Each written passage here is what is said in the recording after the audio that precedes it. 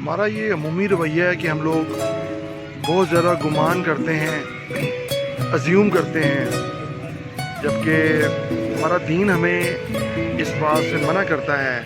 کہ بہت زیادہ گمان مت کیا کرو اور بہت زیادہ اسمپشنز نہ کیا کرو، کہ بعض گمان بدترین گناہ ہیں۔ ہمارے معاشرے میں جو بگاڑ پیدا ہو رہا ہے وہ ازیوم کرنے کی وجہ سے ہوتا ہے۔ عموماً ہم سوچ لیتے ہیں کہ یہ میرے بارے میں یہ سوچ رہا ہوگا، یہ ایسا ہی کرے گا، اس نے ایسا ہی کرنا تھا، یہ ایسے سوچا ہوگا۔ یہ جو ہوگا ہے، جو سارا دن ہم لوگوں کے بارے میں فرض کرتے ہیں، اس کی وجہ سے بہت زیادہ رنجشیں پیدا ہوتی ہیں، رشتوں میں بگاڑ پیدا ہوتا ہے اور ہمارے اندر غلط فہمیاں پیدا ہوتی ہیں،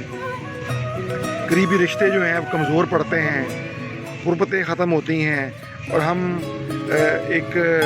ایسی کیفیت کا شکار ہوتے ہیں جس سے نا امیدی، فرسٹریشن جنم لیتی ہے۔ اور یہ کیا ہے؟ یہ ہمارا ایک کولیکٹیو بیہیویئر ہے، ہمارا ایک مجموعی رویہ ہے کہ ہم کیا کرتے ہیں، ہم گمان کرتے ہیں، فرض کر لیتے ہیں کہ اس نے ایسا میرے بارے میں سوچا ہوگا۔ اس سلسلے میں مجھے